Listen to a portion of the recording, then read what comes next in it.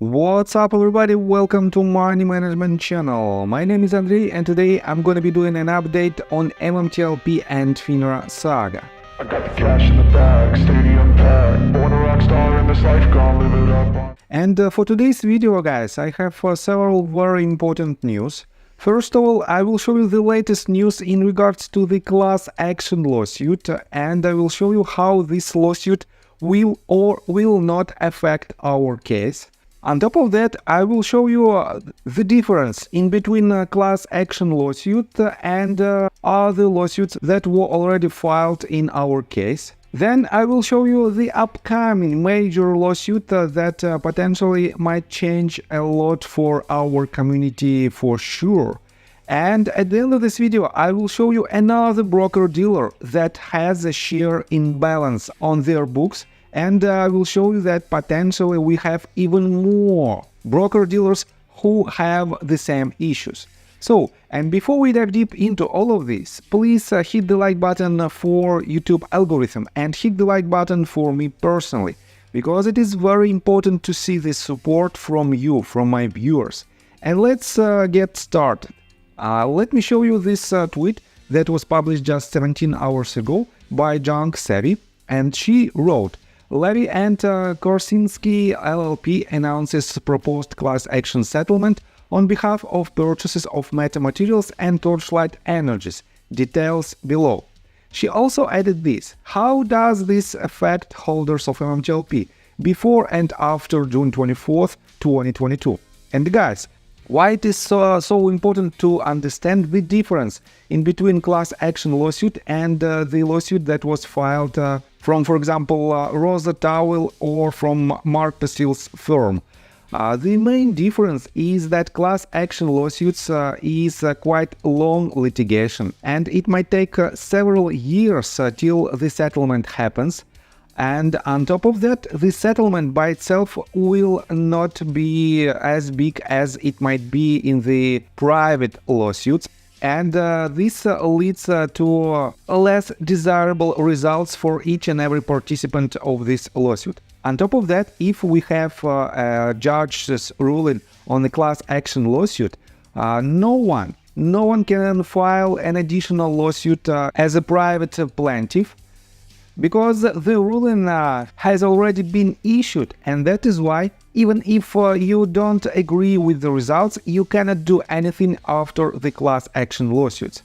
That is why a lot of our headliners and a lot of MMTLP community members who already know about this difference, they don't want to see this class action lawsuit. But unfortunately, pretty much every law firm can file this lawsuit if they have enough people that might have damages from this case. And guys, let me show you some comments from due diligence. And I have to say that I'm not an expert in this type of litigations. I just know the information that you can find in the internet. But at the same time, I'm pretty good at due diligence, and I can find out what consequences might be from this case. And let me show you what did due diligence write. MMTLP, the class action being discussed today was already decided and predated the MMTLP situation. Meta also already addressed it, and their insurance is covering the bulk of it, if I recall correctly. So, to me, I am not worried about it. In Junk Savvy's own words, this is old news, and Meta already agreed to settle, and I agree. So no need to panic. I also encourage everyone to contact the attorney of record to see how this affects MMTLP shareholders, if at all. No grant clarity and peace of mind. I don't need to. From the beginning, I have maintained my opinion, which I am entitled to, that going the legal route to seek a resolution for MMTLP shareholders should be a last resort. It is also my opinion that with all we have going with us, including Congress and including Mr. McCabe fighting for us, that this option was well-founded and that we don't need to explore that avenue yet.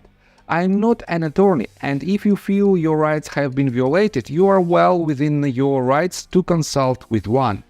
And let me show you that we have another opinions from other community members. Trader Zero, in response to the tweet that was written by due diligence and that I've just read to you, he wrote, "There is a confusion around this class action suit issue. There are two cases. This is the first case number and the second case number, and they were combined into a single case, and a settlement offer was agreed upon. All class members should be receiving information in the mail with instructions on how to file for the claim. This is not a simple settlement, as certain shareholders will have an opportunity to claim loss and will have to submit trading records. Federal case of this number is still open, as is a state of Nevada case is open under a stay order pending the results of the settlement hearing in May." And guys, Richard Hoffman, in response to this situation, said this. Just 4 hours ago, he wrote, "Settled both cases in mediation, likely resolved so that insurance who paid 95% of agreed sum would not spend millions extra in defense costs. Class limited in time through 2021. In my opinion, not legal advice. Little or no impact on MMTLP." So, and I think with all these opinions, we have to just keep these cases in mind, but we shouldn't rely on these cases as the potential paths to solution, the least desirable paths, I would say. And guys, what should we expect next from the legal standpoint? Let me remind you that Mark Basil, back in late January of this year, wrote this, and he responded to the tweet that was made by Pedro De Fili 2.0. And Pedro De Fili wrote, "Careful, Mark. Charlie isn't a fan of facts that get in the way of his HF talking points. Recall, here's Ron Orogrande of Financial News. He will read anything they put on the teleprompter." And this tweet was made because of the Charles Gasparina activity. And you know that Charles Gasparina is the person who wrote an article, a hit piece article, if I remember it correct, it was just a couple of months ago, and he wrote it in Wall Street Journal, where he tried to push our case down. And because of his activity, we had these tweets. And the most important part is right here. Mark, in response to this tweet, wrote, "That's okay. Everyone believes in cherry-picking their own set of facts. These facts, though, are the foundation of a background and history section for a major MMTLP federal lawsuit being prepared." And here's the first mention of the new lawsuit that will be filed very soon, because this tweet was made by Mark on January 21st. And guys, this lawsuit might include all the latest updates, all the latest details, and I think it will be a massive. That is why we have to give Mark a bit more time in order to prepare it properly. And this is the main legal update that we should await in order to see the potential resolution through this path. And you shouldn't be worried about the class action lawsuit that was filed just recently. So let me show you that we still have a lot of illegal activity, and we still have, for example, these updates. Junk Savvy wrote this. Goldman Sachs securities sold not yet purchased increased by $140 billion in 1 year, from $110 billion to $250 billion. This is not sustainable, and they know it. And here's the tweet of Kevin Malone, and he wrote, "News Goldman Sachs securities sold not yet purchased rised from $110 billion to $250 billion in 1 year." And the screenshot is right here. It is their official statement. And guys, securities sold and not yet purchased is the securities basically which were sold illegally, because it is the process when the company is selling a counterfeit shares and they don't need to buy these back. And that is why we have huge increase in these numbers. And to be honest, in my opinion, it is a pure profit for these companies. And I showed you other major hedge funds and banks who have the same issues, who have the same numbers on their balance sheets. We know that Virtu Financials, Morgan Stanley and other major banks have the same hundreds of billions of dollars of the securities sold not yet purchased. And guys, this problem definitely should be solved, and we have to solve it one way or another. On top of that, let me show you that the same problem is in the process of settlement, some kind of settlement in the European Union. And Suzanne Trimbath wrote this 8 hours ago. European Union Parliament directed securities regulator ESMA to consider impact of FTD settlement fail resolution on household investors.